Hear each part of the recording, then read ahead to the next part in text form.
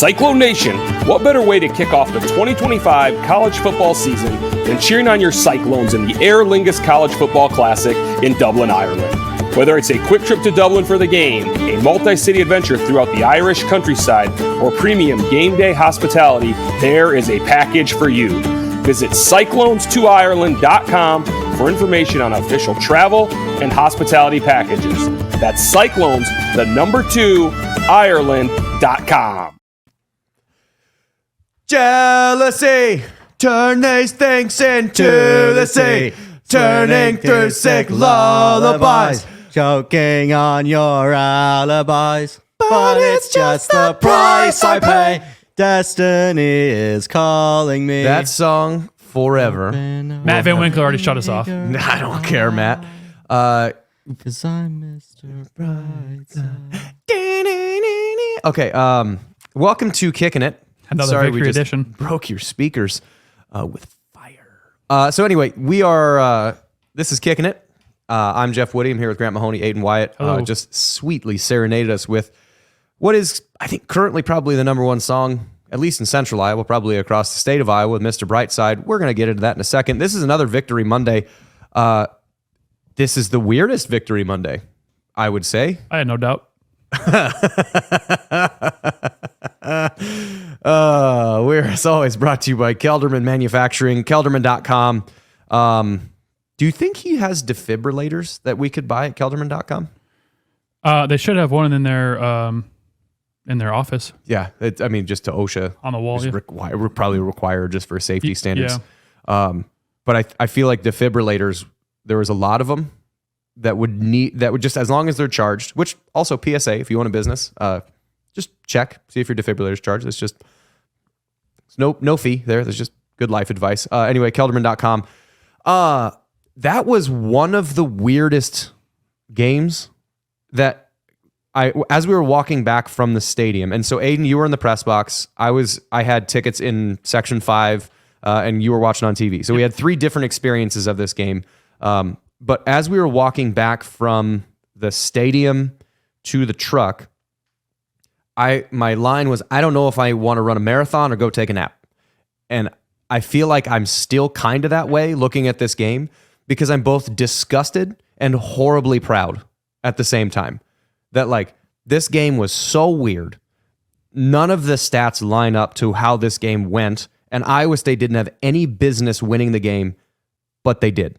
And that, to me, is like one of those marks of a good team is, used to use the basketball example, shots ain't falling. You are 1 of 30 from 3. How do you win this game? You want to know how superstitious I am, Jeff? Please. So I really enjoy Barntown's peanut butter and jelly beers. Terrific. And I had a grape peanut butter and jelly, my last one. I need to get back on and buy some more.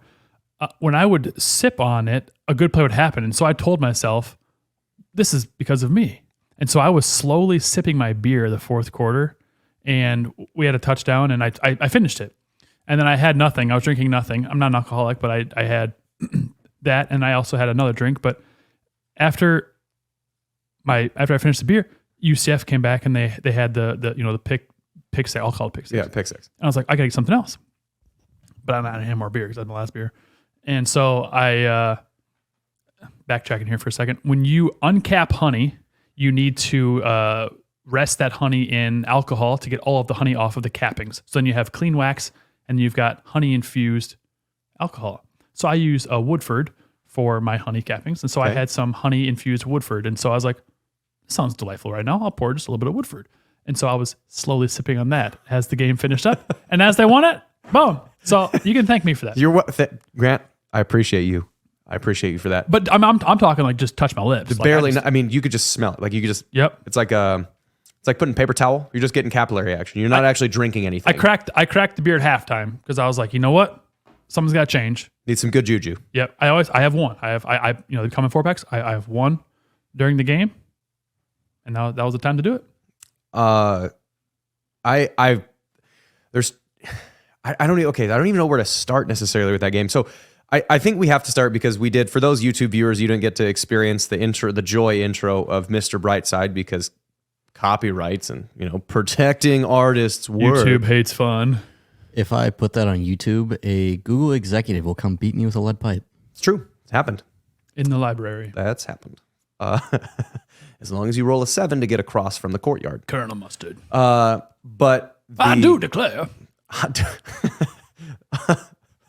The amount of office jokes that get said here before the recording starts, it's a high bar. Anyway, but Mr. Brightside, I feel like that moment was probably my favorite moment that I have had in the stands at a sporting event, tied with when Mike Gasell missed the free throws in I think it's 2013 or 2012 Iowa State game, when Iowa State came back from like 18 down. Yep. And he had 2 free throws to I think it was either to tie or to win.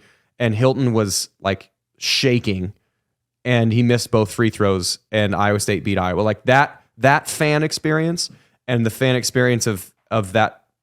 Brightside happening, those two are, I think, my favorite fan experiences. And like the Oklahoma State game was great, but I was like doing something at the time. But that Mr. Brightside moment was that will be cemented in my brain forever. I've always been a fan of Mr. Brightside. Same. Any Killers are sporting great. event. The Killers are great. Hot Fuss is one of the best albums. I'll disagree. They only have Mr. Brightside, and that's Nope, what's the one other one? That one, somebody told me, Yes, was good. they have 2 And then songs. Sam's Town was the next album that came out. Both You were lost really me. good. You lost me. But I'm saying Mr. Brightside specifically at sporting events, I've always been a huge fan of. Like, Michigan does it really well because I think it's an actual tradition there. But they play like half the song, and then they shut it off.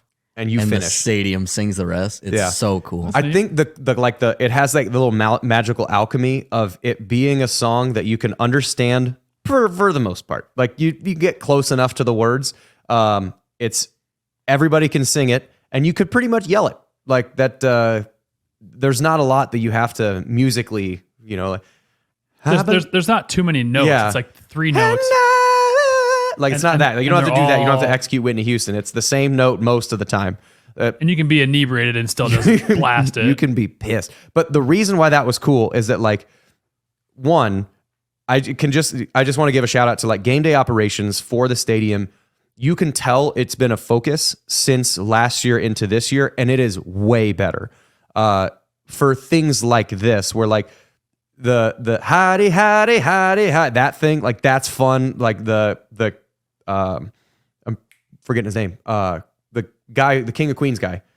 Kevin James. When Kevin James does like the start your engines thing at the start of the second half, stuff like that.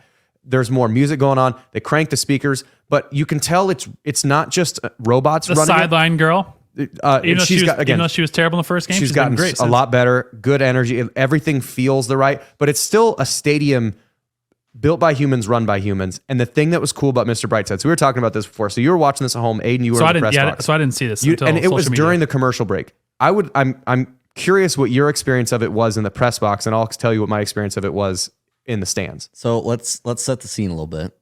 Iowa State had just scored. It was in between Rocco's 2-point conversion run and the ensuing kickoff. Yeah. So it comes on. I pull my phone out. I need to video this. I thought You pull your what out? Phone. Okay. Phone. Good, Aiden. Phone. Anyway, like I said, I thought it was the coolest thing ever. And to be able to see it, like from where Bird's I eye was view. sitting, I could see pretty much everything in the stadium going on. And to see everyone like jumping up, the student section's going crazy with water bottles. It was pandemonium. It was unbelievable. Yeah. The thing that was cool to me the most about it, because how much of it actually got shown on TV?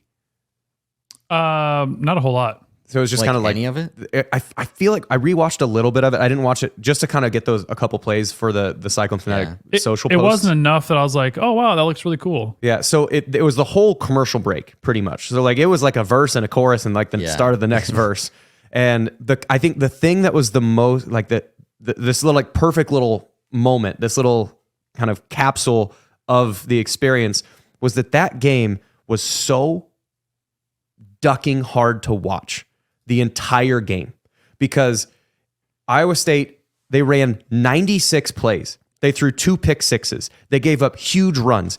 You thought that they were going to make adjustments, and they did, but you didn't know if it was going to be in enough time to actually win. And they have 2 different drive opportunities to potentially get down there and win, and they don't. And you're just about to give up hope, And then And then Rocco Grant pours himself some Woodford honey. Grant pulls a Woodford honey, and all of a sudden there's that little magic, and they started moving down the field, and you go from this like, we're done. That like the math here is so hard, and then all of a sudden you do like you start doing that. At least when UCF had the ball and they had that, Campbell called the timeout right before their first down play, and it's like 2:08 or 2:10 or something like that, and then they run a play, calls timeout at like 2:06. 2-minute timeout, calls a timeout right afterwards. As you're going through that sequence, you kind of go from like, I very rarely get too mad or down at games because there's so much opportunity afterwards. But I remember as soon as they got that first down, I like took my hat off and was like, God damn it. Like that, because if they get one more first down, the game's over. And RJ Harvey was wide open on their third down third down pass. The one that was the previous Possession drive. before, that was the yeah. possession. That was possession before. Had they converted that, Yeah, it would have been. He probably would have slid in. They still would have had a little bit of time, but like they could have scored or at least a field goal, which then changes the dynamic. But you're just getting the point right before that set of downs for UCF, and right before Campbell calls timeout. You're like, this is there's no way, and they get a stop, and then they get another stop, and then you're like, oh, there's 2 minutes timeout. Like they're going to get the ball back. And you start to get this like little tiny seed of hope planted again. And then they get the tackle on third down.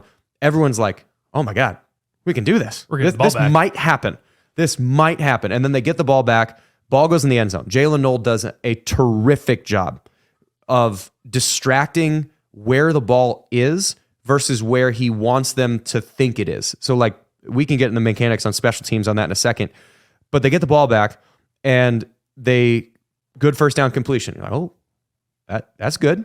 And then they get Rocco scrambles for a first down, and they get that pass to Jalen on the sideline where he kind of taps his feet, and you start being like, oh my God, we're going to do this. That reminded me of the one where Jalen torched Castro versus Iowa. Yeah. That was like It was that. It was like, Yep. shit, this can happen. Yep. And you go from we're done to wait, this might be a thing. And then slowly it kind of builds up hope. And then by the time they get inside the 10, you're like, we are going to win this game.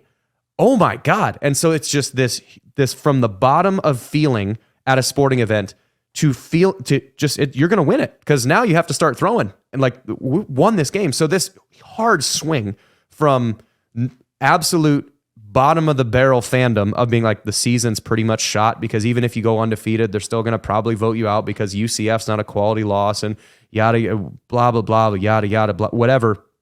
And then you go to that euphoria of Rocco scoring the touchdown and you have the lead and people are losing their minds.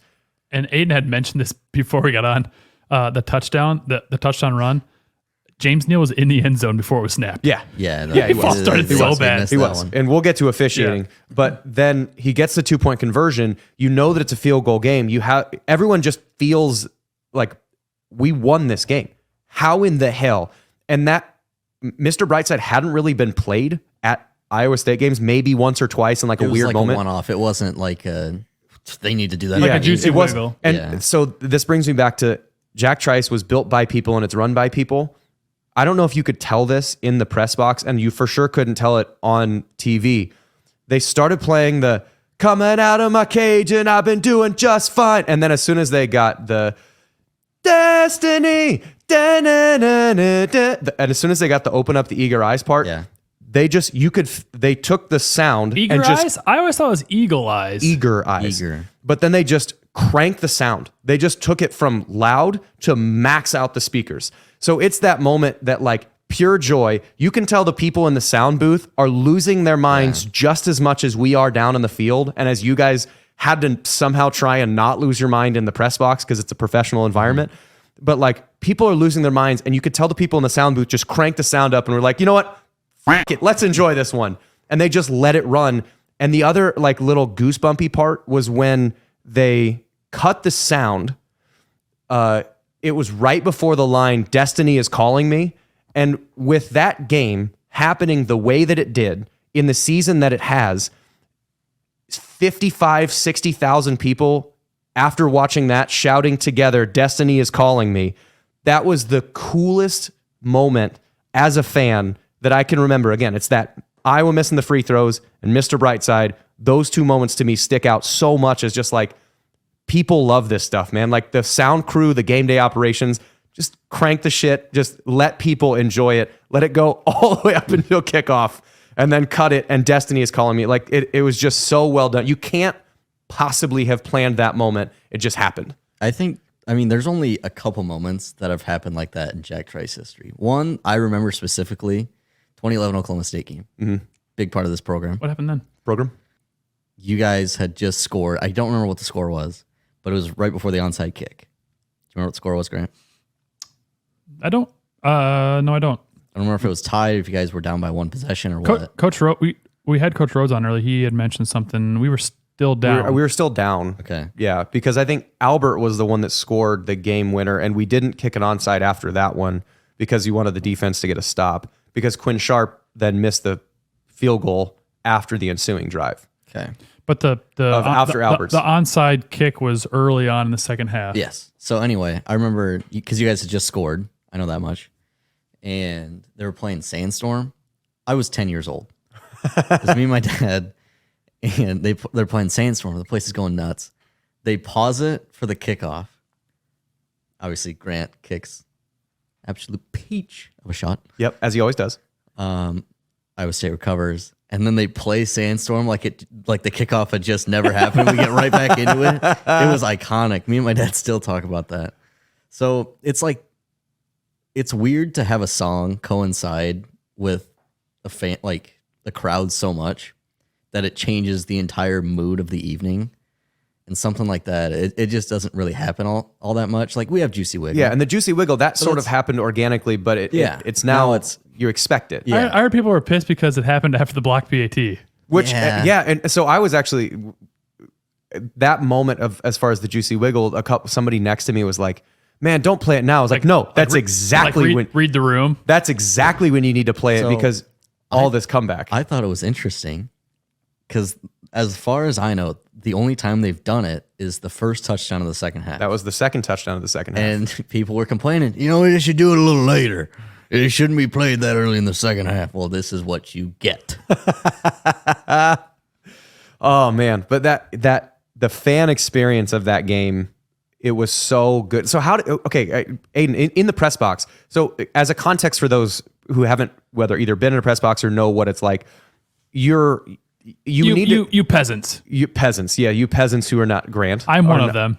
So in the press box, it's imagine that someone from the Associated Press is watching that game and typing. There's an NFL scout that's like right behind you. Yeah, if those kind of people are in the press box, I see why I'm not allowed. And then you have like the reporters for the other team that are on the other side of the press box, usually sitting together. And then so there's an expressly stated rule.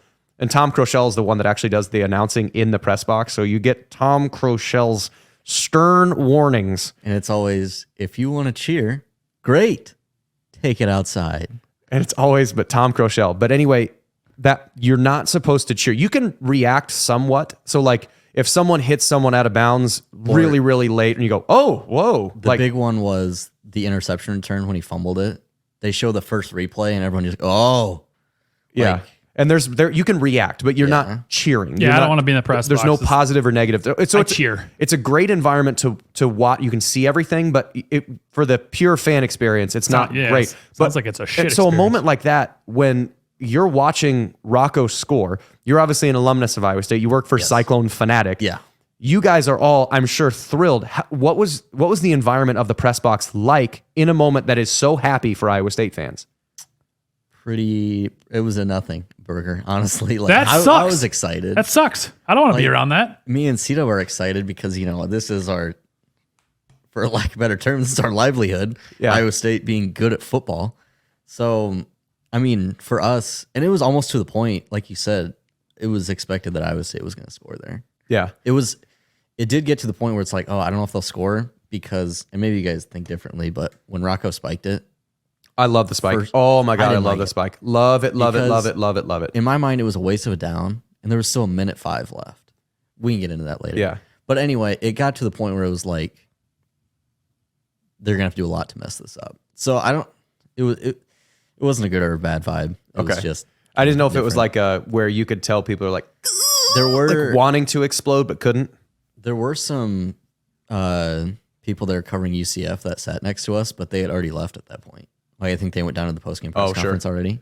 Just expecting, like, during the drive they left, or before the drive? That, it was they missed I think it was after Iowa State punted with however 3-4 minutes left. I had to get a good spot at the press conference. Could you imagine, like, being on an elevator during that moment? Like, let's say you got stuck in the elevator just for like 5 minutes. You know, like, not enough that you're really like, oh man, are we ever going to get out of this? But you just don't know what happened. Let's say there's no cell service. So you don't know what happened between getting on the elevator and getting off the elevator. You get on the elevator and you're like, well, game's over. Good win, guys. You're stuck on the elevator and hear the entire stadium bust out Mr. Brightside. You're like, wow, these guys are really good. happy. Mr. Brightside, you're losing. That's insane. What Can I tell you about my happened there? experience Yes, please. watching?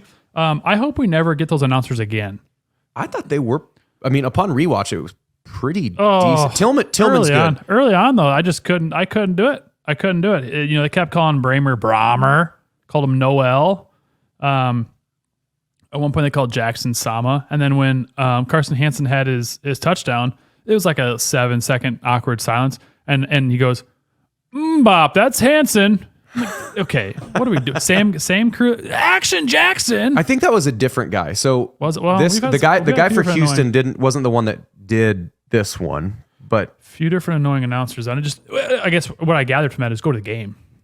Go to the game. Yeah, I mean the game day environment is really, really good. But yeah, so now we can actually get to the game itself, because there are so many weird statistics about this game, and I think it bears. We normally save hidden yards for later, but I want to do hidden yards now because it adds to the what the hell of this game, because it's wild. So as I'm going to break down a little reminder of hidden yardage, and again, this is more of a Jeff stat than like something you're gonna do. So the hidden yard stat for my money is how far away from either end zone are you? So you can either calculate it on yards possible to gain, or how far a drive starts away from your own end zone, because as a leveling force.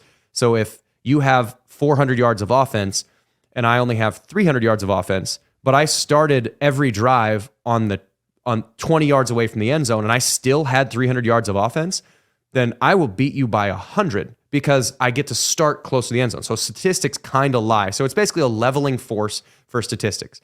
So the hidden yards, or the total number of hidden yards, is yards, at least how I'm calculating it, is yards away from your own end zone that you're starting.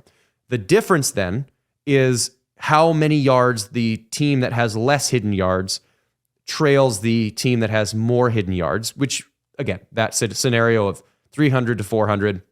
You'd have to gain an extra 100 yards just to get to where that 400 is. If you have a non-offensive touchdown, your drive starts in the end zone. You scored a touchdown, so it's kicking extra points. So that hidden yards, you didn't have to gain 100 yards. You just scored. You just had them. So you have to then add those hidden yards, because that modifies how many yards that offense had to gain, because the defense or special teams got it for you. All that being said, what were the hidden yards in this game? Well, also, I want to say that Iowa State ran like 89 plays and 96. and UCF ran 47? I mean, let me pull the stats back up. I mean, they ran over twice as many total plays. 59 total plays and 96 total plays. Yeah, so 40-ish more plays, which is crazy. Right. So hidden yards. Aiden, let's go Aiden first, because Grant's feeling pretty confident about this. UCF plus 10,000. No, realistically, I'm going to go UCF. $1, Bob. Yeah. 245. Okay, Grant. Yo, that's high, Aiden. Well, I'm going to go UCF. You said 245. I'm going to go 189. It's exactly 189. Yeah, Aiden! UCF, if you count, basically take their drive. So there were, and how you can do this math at home if you want. I don't know if we give you guys the formula, because Grant's just going to cheat and use it. He is definitely rigged. He for sure did it. I can hardly multiply numbers together, Jeff. So- There's no way I'd figure this out. With all those drives, no way. So Iowa State had 17 drives. UCF had 16 drives. In the West Virginia game, the entirety of the West Virginia game, Iowa State had 9. West Virginia had 8. This is twice as many possessions as they had last week. So you take total number of possessions times average starting field position. And those statistics are readily available. So UCF average starting on their own 30, Iowa State average starting on their own 25. So 17 times 25 and 16 times 30. Then you just have to take off any drives where a team isn't trying to score. So like the last kneel down, that possession shouldn't matter in hidden yardage because they're not actually trying to advance the ball. So then you just subtract that. Oh, that that's many why I yards. had my number wrong. Oh man, I had the nuts. And then for this one, you have to add in another 100 yards. So the hidden yardage total number. So how many total yards they started away from their end zone? Iowa State started 391 yards away from their end zone over the course of 16 drives. UCF started 580 yards away from their end zone in total because they had 2 pick sixes. Take those 100 yards of away from their end zone off the board. Well, 199. You take those off the board, it's pretty even. There's like pretty much a wash in those two in the statistical category.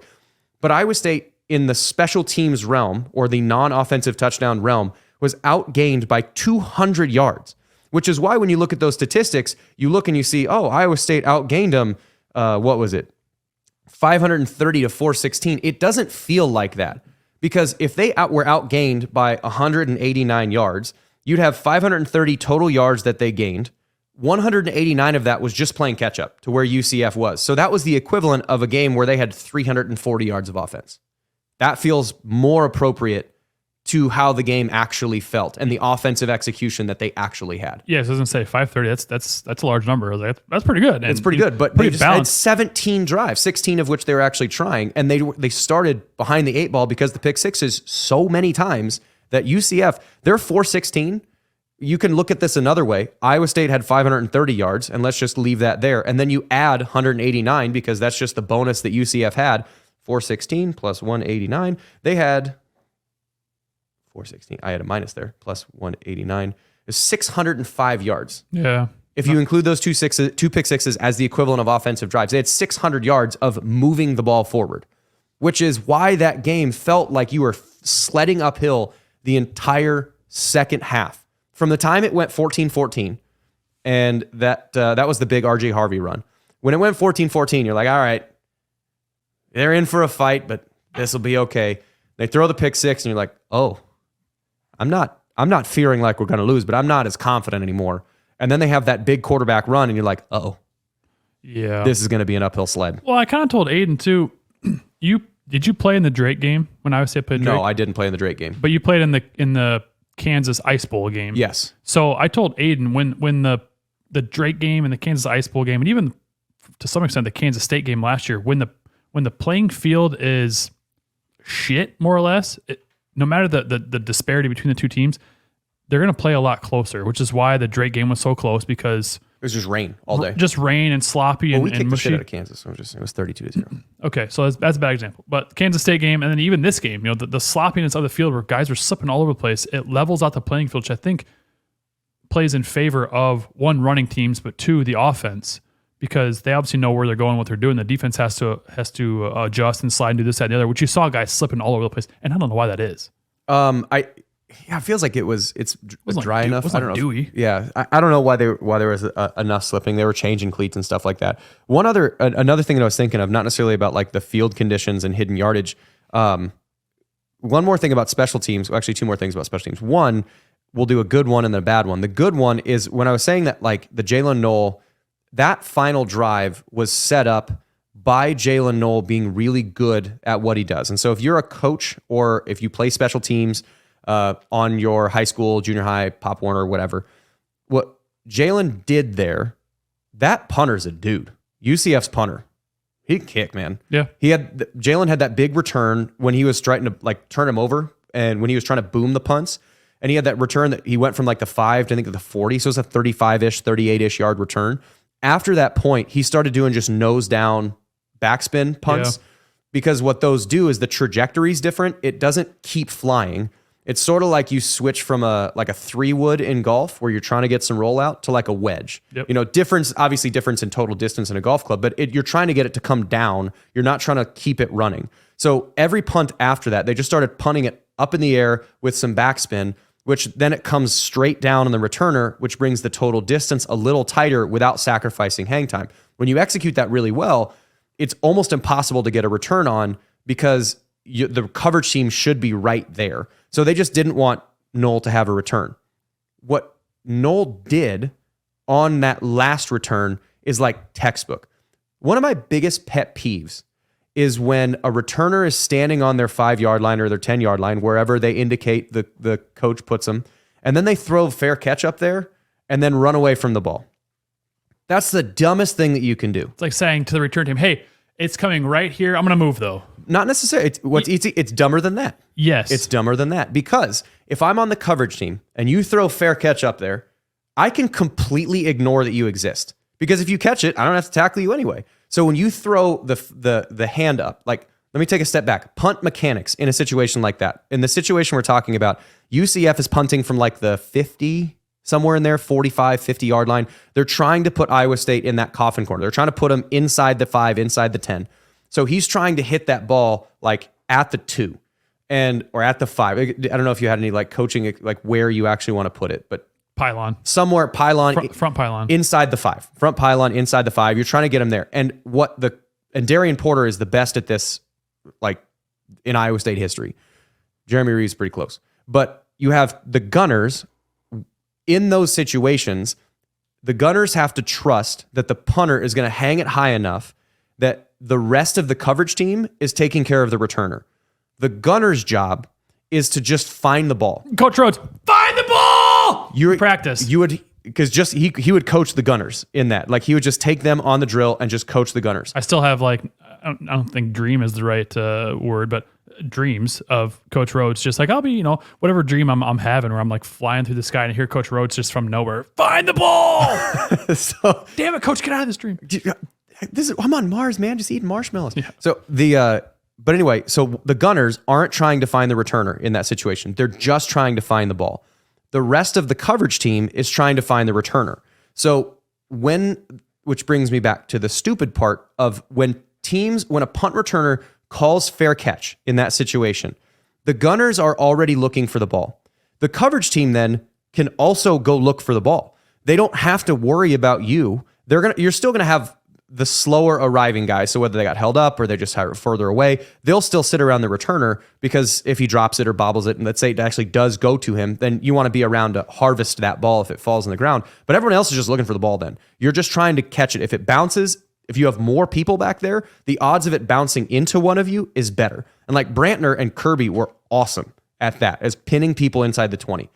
What Jalen did a really good job of then, and Josh Lenz was really good at this too as a returner. I was going to say it's about Josh. Lenz is awesome at this. Is you need to pretend like you're spotting the ball. And Jarvis was really good at this too. All three of them were. And I think Shane Burnham was the punt return coach for this.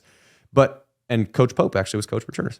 Anyway, what you need to do is, if you're the returner, you have to train your eyes up in the air and then run around in that kind of like sort of pattern, like you're tracking a ball away from where they're going, but you have to convincingly make it look like you are tracking where the ball is actually going and not call fair catch.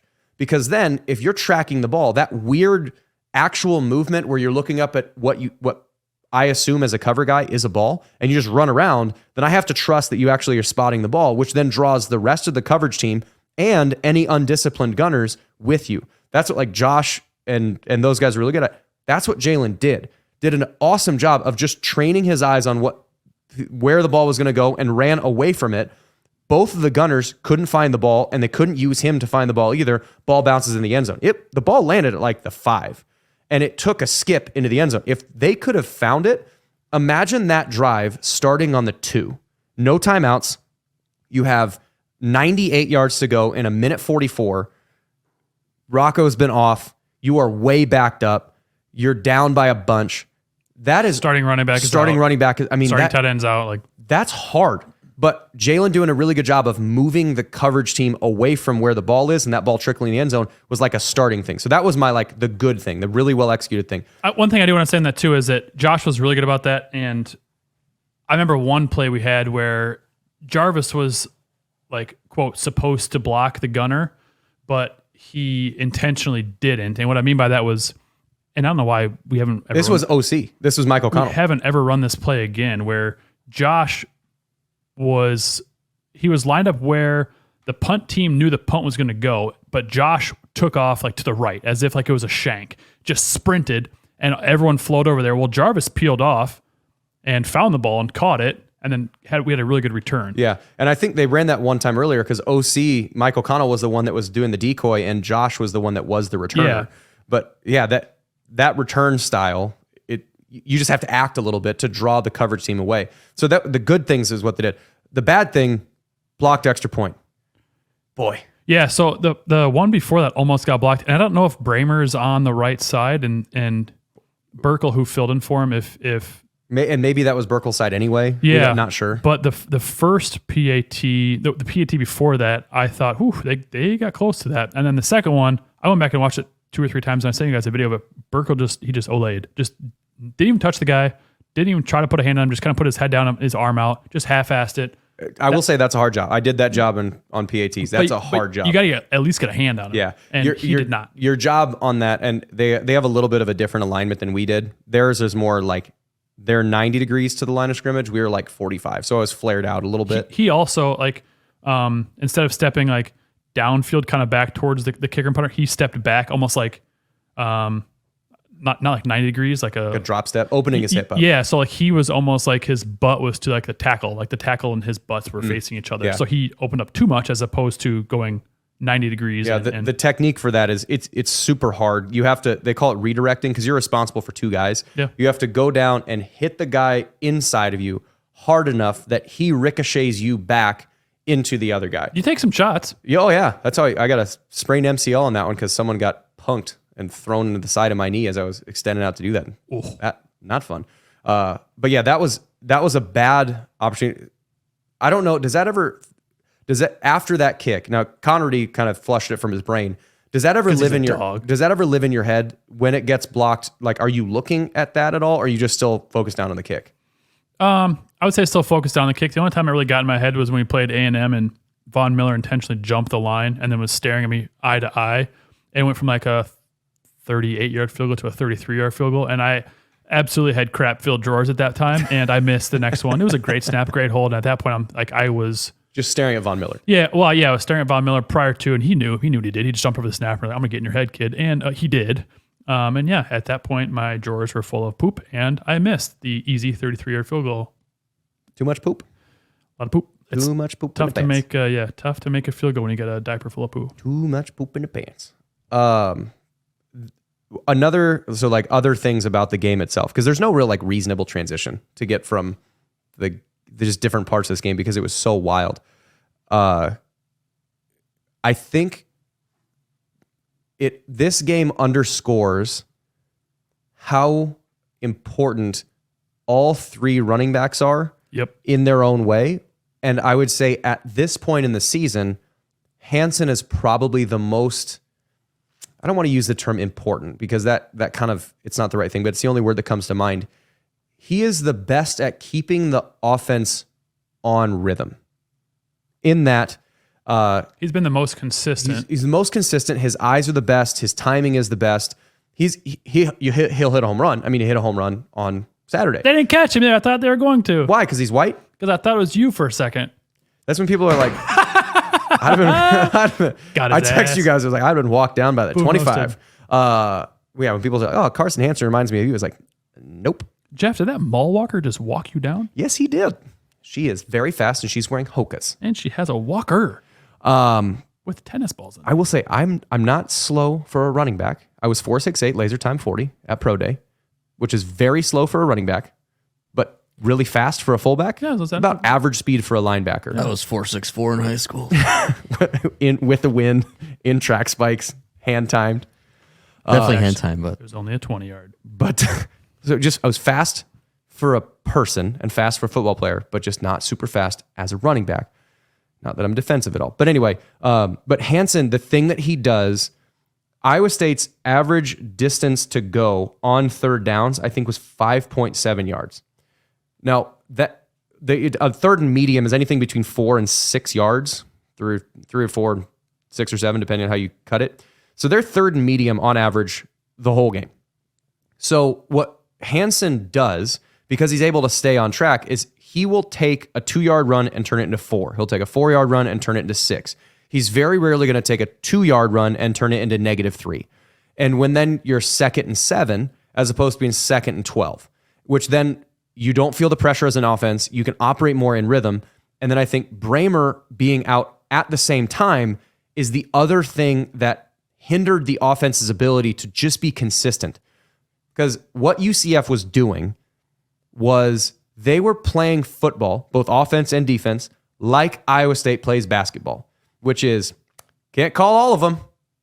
And when you get a refereeing crew that is permissive with how much they're going to let you get away with, that's really good. Like Iowa State in basketball, when Bob Jones can just grab a dude by the neck and like go get a rebound over top of him and they don't call it in the first 2 minutes, we're like, this is solid. He tells the guy, get your weight up, bitch.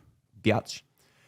Game 1. You can just tell when that's the way it's going to be officiated. Then on the other side, if it's officiated where Keyshawn Gilbert looks at a guard the wrong way when he's on defense, barely and almost touches him, and they call a touch foul, and you're like, oh shit, this is going to be a long game.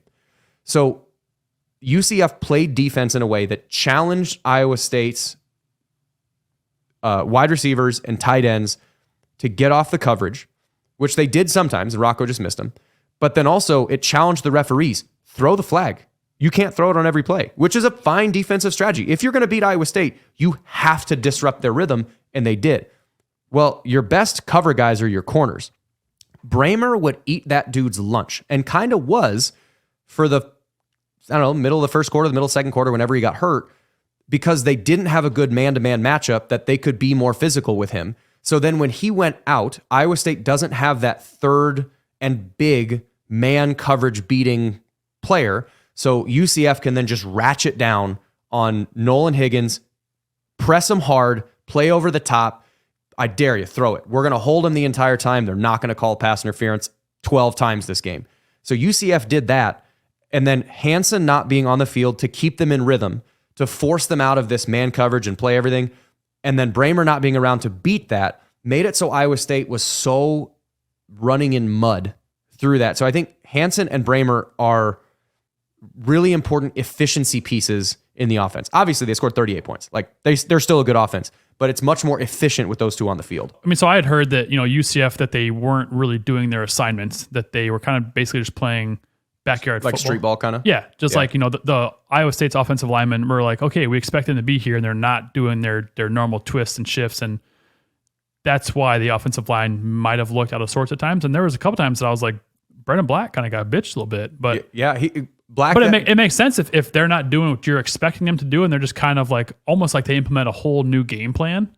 Yeah, and 2 and 5 can play. Yeah, those are some dogs at tackle. Yep. Especially at 2 is the bigger dude, right? I forget his name. I think 2 is the bigger guy, the one that I think he's like 330. I think it's number 2. Interesting to have. I love when linemen have when big dudes have single digits. It's digits. the best. It makes it look so much wider. Just built for speed.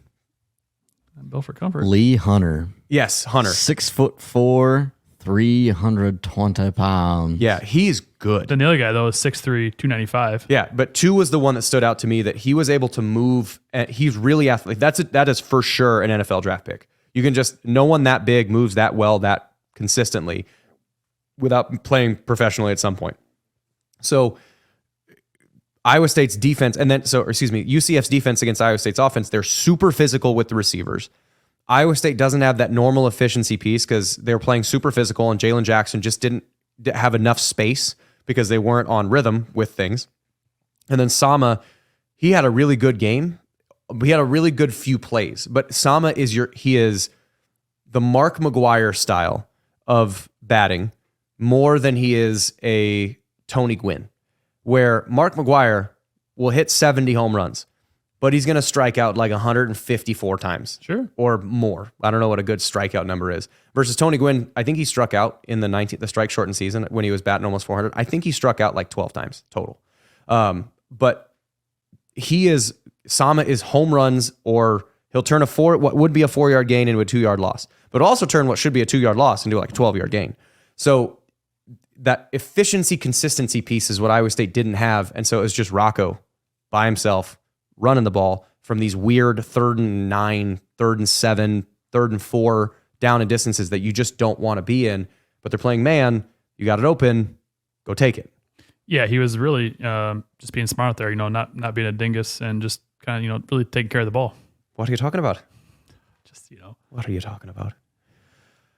The Aer Lingus College Football Classic. Are you talking about that? So I'll say I did sign up on Kansas State's website. It's one contest. So the Iowa State and Kansas State, they have the same contest going on, and one fan, so from both fan bases, will win. That's malarkey. So yeah, so that is malarkey. We need more Iowa State fans to sign up. And I used 2 emails. So I signed up on. I'm saying what I'm saying. I signed up on Iowa State twice. I signed up on Kansas State twice, but it only counted as 2 entries. Bollocks. Bollocks for sure. Bollocks. You're a cheater. But this month, the Aer Lingus College Football Classic is giving away a trip for 2 to Ireland. Cyclone Nation can enter now at cyclones2ireland.com/win. The winner will receive round-trip airfare for 2 on Aer Lingus, a 3-night stay in Dublin, 2 game tickets, and pre-game hospitality.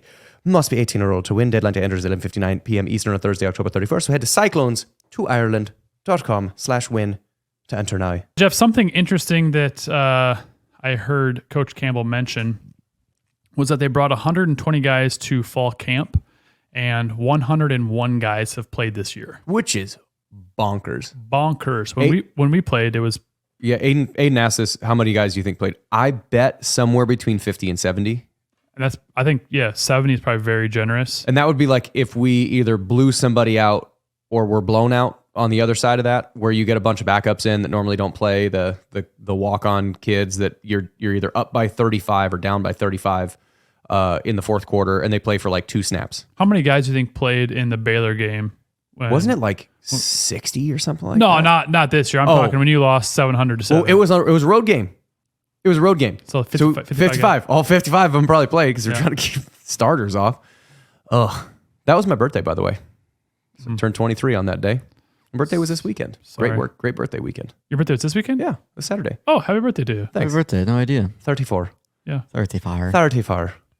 Yeah, it was a good birthday. Great. The win made it more special. Yeah, sure. But I don't know. It was that Baylor game.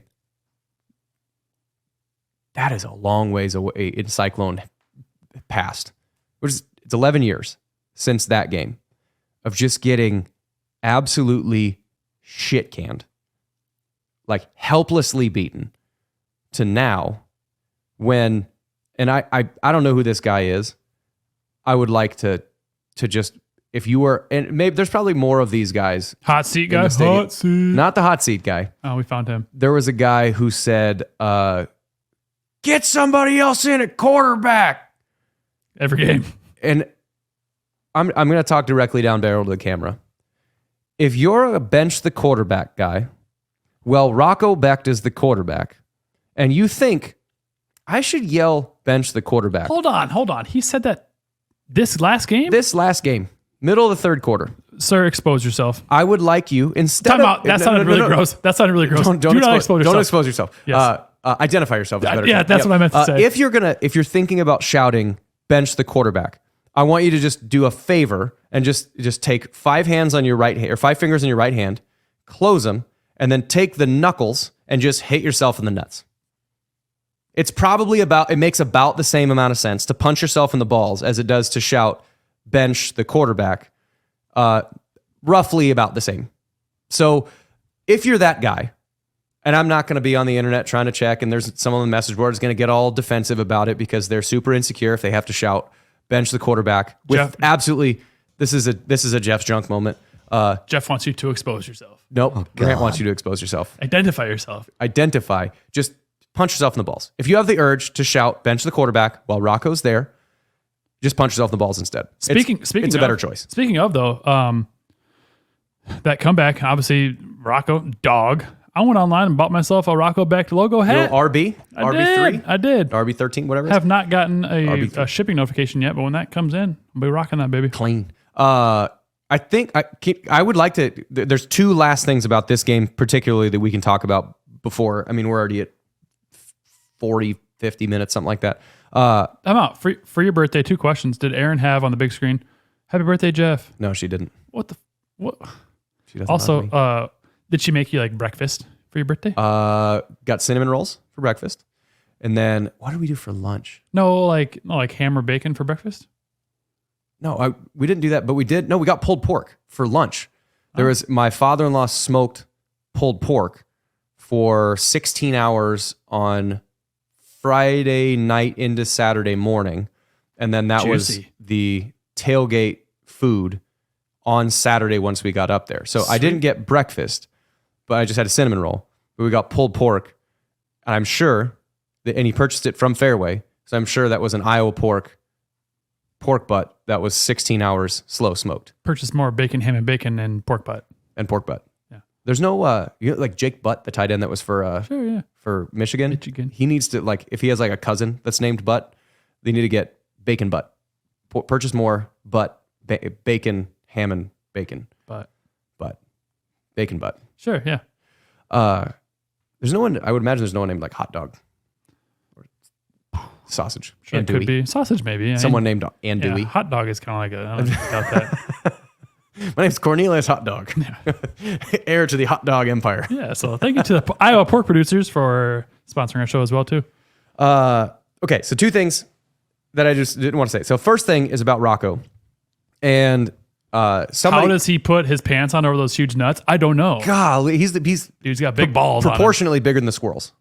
Yeah, well, yeah. Proportionally. I haven't heard that squirrel lately, so I don't know if you listen to the show. Exploded. Maybe he's hibernating. Maybe he was like, He's storing them in his well, sack. maybe he was rabid. And you know, when an animal gets rabid, you're only around for a couple days. We had a rabid raccoon in our yard one time. Very eerie. I imagine. It was Because like, it just eats your brain. That disease just literally it was just like eats your brain. slowly walking towards me. I thought, okay, is this thing gonna like sprint at me at some point? It didn't. And then like I was watching it through a window, it would walk in circles.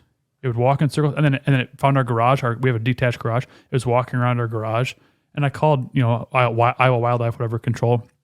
Like, oh, we can't make it out until tomorrow morning. Keep an eye on it. Oh, I'm not gonna stay up and watch this thing while he was gone in the morning. He's deceased. So I wonder if this He's squirrel. gone. I wonder He's if not the with us squirrel anymore. maybe if the squirrel was rabid, and maybe the rabies. That's why his nuts were black. And I haven't heard from him recently. So he's either I don't think rabies do that, but well, you never know. whatever. Close enough. Google it. So I don't know if he's hibernating or if he had rabies and died, or if maybe he listened to the podcast and thought, I'm not going to mess with this guy. I bet it's that one. His little smartphone he just has. Mm-hmm. Getting his little earbuds, his little squirrel earbuds. Yeah, he probably heard that. It's like, oh, nuts. Oh, nuts. Oh, big black nuts. No, so the thing I want to talk about is Rocco. His ability to flush bad plays is just next level. You got to have at that position. And I think it's interesting when people, like, when you look at that game, you can say that it was his, I mean, it's latest greatest, but like probably his worst game as a Cyclone. Throwing for sure. His best rushing game, but 2 pick sixes, was 43% completion percentage, missed several wide open receivers, was pretty jumpy, but at the same time, made a lot of plays, made a ton of plays. That sack that he broke to throw the ball to Sama, like that's a winning day. And it reminds me of Taman a lot, or like Melvin Edgem, Sure. where those guys, basketball and quarterbacking are kind of similar in that it requires a ton of precision, and statistically speaking, you're not going to be super precise all the time. Everyone will have bad games here or there. And with Taman or with Melvin, when their shot wasn't falling, they would say, how else can I impact this game to help me win? And granted, that last drive was throwing it. The shots started falling, the proverbial shots started falling. But his legs were like, if Taman doesn't have his shot that day, he can't get to the lane, his shots aren't falling, whatever, he'll get 4 steals, he'll have 12 assists, he'll play 37 minutes, take the opposing point guard out of the game, but he only scored 4 points. And you're like, well, that's a bad game. Well, no, it's not. Like, it's a bad game from him offensively, but he found other ways to win. The thing with Rocco is you couldn't play defense, but like Rocco had one of those games where it just wasn't working. And those happen. It's not like you can throw the baby out with the bathwater and say the offense is cooked and whatever. And granted, they still had 530 yards of offense, but he was off, and that's a fixable off. But when he needed to make plays to win, when he needed to block that shot, when he needed to get that steal, when he needed to do whatever non-throwing or non-shooting things to cross the metaphors, he did. And that to me is when you're at your worst and you can still win, that to me tells me so much about his character, his personality, his leadership, his attitude. Like, there's no brain that you would want in a quarterback more than that. Yeah, just the will to win, the desire to not lose, and just having that dog in you. That's what you got to have. At that position, at the kicking position, you got to have a short memory. One thing too, I noticed with Jalen, Jalen had a great game, but he also had a few drops, and he had one on UCF's sideline that just hit him in the hands and dropped, and then obviously the pick six, he should have caught that too. But he's really good too about, if he drops it, just bounce back. Okay, nothing I can do about it now. Let's get it next time. Yep, gotta go make a touchdown save or a drive saving play on the sideline. Because he knows that he is a crucial part to this team. And if he's pouting, if he's worrying about what just happened, he's not gonna be able to focus on what's next and carry the team forward for a game winning drive. Yeah, and that I think is just the leadership there, the leadership of guys, whether it's Freeler or Verdun or Singleton or whoever the leaders are on the team. That would be really easy to fold up the tent. And you're not going to be like explicitly like running up and down the sideline being like, we got to stay in this, keep fighting, guys. Like, you're not doing that necessarily, but you're down by, I think they were down by 7 when that Sama play, it was on the drive that got them to be tied, I think. Either that, it was the drive before, but you're trailing in the second half. Nothing's gone right. You haven't played well. And then you break that sack, get out of the grasp of that sack. You take a shot to the ribs, which was late, and you're barely able to stand up. Everyone feels that. You see that that's happening, and you see that the guy who's had the most control in having this bad outcome, taking that and fighting like that, then you go, you know what? That's probably not that bad. I mean, game's not over. If he's not quitting, I'm not quitting. And then you start doing that, and someone's looking at you, and you make a block that's extra hard, or you make a tackle, or you fit a run, or you fit a gap, and then someone's watching that person, and then they do it, and it just spreads. And guys like that, with actions like that, are why I think this team, you can count on them being in every game, regardless of who the opponent is, regardless of where it is, because of that attitude. That's when you talk about like player-driven leadership that Campbell talks about all the friggin' time. Is that I can look at someone else, and they're going to be doing their absolute best. So I need to do my best to match them, because I look by how comparison, I look like a turd if I don't. He's the high tide, raising all boats. Yeah. The other thing that I want to bring up is the defensive adjustments happened. They just happened later and with more points than you normally see from them. So the defense really only gave up 21 points. Right. Though. They only gave up 21 points, and 2 of which were on big busted plays, which are things that you generally don't want to have. Obviously, you don't want to bust plays. So like you can't just pick and choose and throw plays out, but you can kind of do that where they weren't like sustained, like really sustained drives where they just it was just execution. They just misfit or whatever. Yep. But after the long touchdown run with 13 minutes to play in the, I can find the actual statistic. After that long touchdown run by the quarterback, UCF only gained 84 yards. That was 13 minutes left to play in the third quarter. So from that point forward, the defense shut everything down. So when you look at like their drive chart all the way through the game, touchdown, punt, punt, punt, touchdown, punt, punt, interception, touchdown, punt, punt. Then that touchdown was the 1 yard, was a pick six, got called back, another pick six. So really you can call that punt, punt, punt, punt, punt, interception.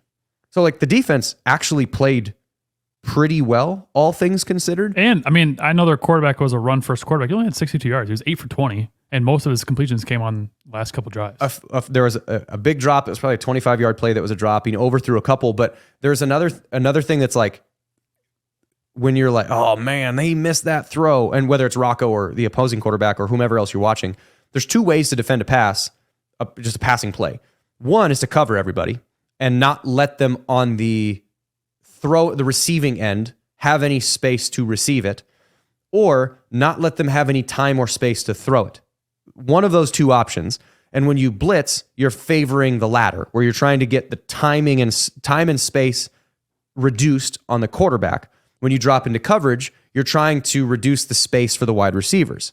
So there's those two levers you're trying to pull. So some of like the one that RJ Harvey was wide ass open on, Joey Peterson was about 4 inches away from his face. So yes, he should have made that play. You're a Division I quarterback. You probably should make that throw. But also, Joey Peterson was 4 inches from his face. That makes that throw way harder when you can't see it, you can't feel it, you're off platform, you're going to get hit by a dude. So like, yes, there were some bad passes missed by UCF. Of course, there's a ton of overthrows. But Iowa State's defense didn't play all that bad, all things considered, aside from a few blown plays. But God bless this bye week to just get everybody healthier. You're not going to be healthy. Yeah. 2 weeks aren't going to get you back to full strength, but healthier. Because they had said that Carson Hansen came in with something and then he just couldn't go anymore. I'm sure he could have, but you still got 5 games left. Yeah, you still got 5 games left, and you've got serviceable backs, and that's probably why Rocco was running more too. But two things I want to say. One, I want to talk about Perkins and Gilbert both had good games. They had Perkins was hitting nukes when we needed him to. He had a long of 54. Bombs. Yeah, and Gilbert had a long of 50. So they stepped and his up. kickoffs are great. Yep. I don't think they had a. They tried one. They tried 2, I think, and neither one went. It ended well. Yeah. So that's great. Consistently putting in the end zone is something that yes we need to do. And puts it in the end zone with air. Yes. Like Shackford puts it in the end zone, but it's a piss rocket. Yep. Where Gilbert's got some air on it. So shout out to those guys. Shout out to the snappers too for they've had good snaps. They've had good snaps for the last couple of games. The bye week though, to mention that I feel like every week's a crazy week in the Big 12. So this week could be a big week though for Iowa State. BYU goes to UCF. That could go a lot of different ways. Either UCF had the equivalent of like a dead cat bounce where all these players transfer, they put all their eggs in this Iowa State basket and they get deflated and they could roll out next week and be like, man, screw this. Kind of fold it in, pack it up. Or BYU has to travel like 4,000 miles to get from Utah to Orlando. And 2 time zones. And then UCF might also be like, we are so close. Let's just bury these dudes. And then they come out with the same aggressiveness they did against Iowa State. Yeah, maybe they found something. And they play in the bounce house, and that is a hard place to play. So like it could go either way, and I feel like it rests more on UCF than it does on BYU. Yeah, so we've got that. We've got a couple other games that don't really matter. 3 and 4. Oklahoma State plays 3 and 4 Baylor. Who cares? Texas Tech 5 and 2. They're at TCU. TCU, I don't think of them. Texas Tech just lost a game they shouldn't have lost. But that is who Iowa State plays next week, so something to keep an eye on. Back-to-back road game stuff. And then West Virginia goes to Arizona. Both those teams are also 3 and 4. Who cares? Utah is at Houston. This one I found interesting. Looking at the line, Utah is only 3.5-point favorite. At Houston? At Houston. That says, did you see their offensive coordinator resigned? Whose? Utah. No way. Their offensive coordinator resigned. Didn't get fired? Didn't get fired. Resigned. He presented his resignation he said, screw it. to Kyle Whittingham. Wow, so he found a new job before Cam Rising found a job, huh? So kind of something to keep an eye on. Utah's been real in Houston. A lot of people stayed in college for 7 years. Yeah, they're called doctors. Utah, though, obviously was like the favorite to win it, and Houston is the team that Williams has talked about this for a while. You don't want to play them late because they are going to figure it out. They look terrible versus Kansas last week, but they're better at home. Iowa State only beat them 20-0. Might be an interesting game to keep an eye on. That's going to be boring as shit. Yeah. That game. Yeah. Houston's got a good defense. Utah has a good defense. Houston's got a trash offense. Utah's got a trash offense. Yeah. That game is going to be 12-6. Yeah. I hope they wheel Cam Rising out there. Like literally literally wheel him out Not there. even on a gurney. Yeah. It's like a dolly that you get from like Home Depot. just stiff. And then the last 2 games here. Kansas at Kansas State. Did Kansas find someone last week? I don't know. Probably not. Are they booty cheeks? Probably. Kansas State's putting it together, and I guarantee they are watching the UCF Iowa State film licking their chops because they've got 2 running backs in the backfield, no quarterbacks, so they're going to be running the ball a lot. Maybe something to keep an eye on. In the last game, Both teams are 5-2. Cincinnati goes to Colorado. I think Colorado's, as much as he is sometimes hard to root for, depending on like kicking Sean Keeler out, and I was all irritated about him, and Shadur being as either great or terrible as far as like interaction with fans and opposing teammates or opposing teams and whatever. When you look at him just as a football team, they're pretty good. He and Dion has done a really good coaching job in getting them to understand where their weaknesses are and how to fix and compensate for them. And I hate that. I hate that they're doing well, but you know what? Hats off to him. Dion is very much a big bulletin board material guy. Obama was in Arizona this last week. Campaigning. It was in Tucson too. So like that's where doing that's something, where Arizona's located. And then he said something like, "Don't pick against Arizona." Trying to rile up the crowd or whatever. Right. And so Dion saw it. He's like, "Well, saw what Obama said, so stick that in your pipe and smoke it." So, anyways, Cincinnati is kind of a surprise. Both teams are kind of surprise teams, but Cincinnati are they legit? I don't know. Is Colorado legit? I don't know. At Colorado, fun place to play. Beautiful scenery there. Might be a good game to watch as well too. That's a late game. That's like a 9:15 kick. That's the Big 12 after dark. Sure. I was talking to my grandma on the way here. I can't do that. Like obviously she can't. She's old, but like I'm not that old. I can't. You ageist. Yeah, I can't even do these late kicks, man. Aiden's an old soul. He's an old soul. I can't stay up till 1 o'clock. I say that, but I have continuously stayed up. You guys actually, I will say this. You guys, the BYU Oklahoma State game, I woke up on Saturday morning being like, wow, I think I missed a big finish. And you guys had actually watched that game. Well, some of it. I fell asleep and got woken up. I swear to God, I heard knocks like on a door somewhere in my house, and I woke up like, what was that? And then my dog didn't react. I was like, okay, it's nothing. And I saw the time. I was like, oh, let's check the score of the game. And I was like, oh, there's 2 minutes left. So I pull up YouTube TV on my phone and watch the rest of it. I've gotten into a good habit of watching the first 3 quarters or so, and then I get ready for bed and watch it while I fall asleep. Those late Big 12 kicks. And I remember seeing Oklahoma State was driving, and it was like 3rd down or something. I'm like, oh, they're going to get stopped here, kick a field goal. This game will go to overtime. I'm not going to make it. I fell asleep. I wake up to literally they're snapping the ball. BYU is for their go-ahead touchdown. So you just timed it perfectly. And then I went right back to sleep. And wow, that's cool. Happened, so, yeah. And then he 10 out of heard 10 experience. And then he heard Coach Rhodes in his stream, find the ball. Find the ball. Well, that's fun slate for a bye week though. But yes, bye week it is coming at the perfect time. Get healthy, get rested, get ready for Texas Tech. We texted Chris Felica trying to get Fox Big Noon kickoff. Texas Tech had to go ahead and lose, but smoked by Baylor. Yeah, gave up 59. They gave up almost 60 at home to Baylor. I hope that Iowa State just absolutely cooks them. That'd be fun. I'm gonna try to get tickets to the game though. Try to go to the games if you can. We've had sold out. Every game this year's been sold out. And this is a 2:30 kick. This is going to be a While it is a good time to go to the dentist, it's a better time to go to the Iowa State football game and cheer on your. Stop it! You did a 2:30 joke. It's a good time to support your top 10 Iowa State football so much varsity team. They should still be in the top 10 next week as well too. I'm sure there'll be a top 10 team that loses, and it won't be Iowa State because they don't have a game. Next week, obviously bye week. We'll talk kind of Big 12 stuff. We'll also talk. We didn't get anything to Iowa State basketball, any part of it, men's or women's. We can talk basketball because that's kind of kicking off a little bit. They had sooner. a scrimmage against Creighton. Creighton. First episode of Let 'em Cook of the season next week. Let him cook. Back on the air. Not talking about Rocco, who's cooking. Rocktober. And you smell what the Rocco Oh, is. another perfect October too for Matt Campbell. So, yep. Sweet. Now we enter into November. Thank you to all of our loyal listeners who are still listening. And as always, remember, adopt. Please don't shop.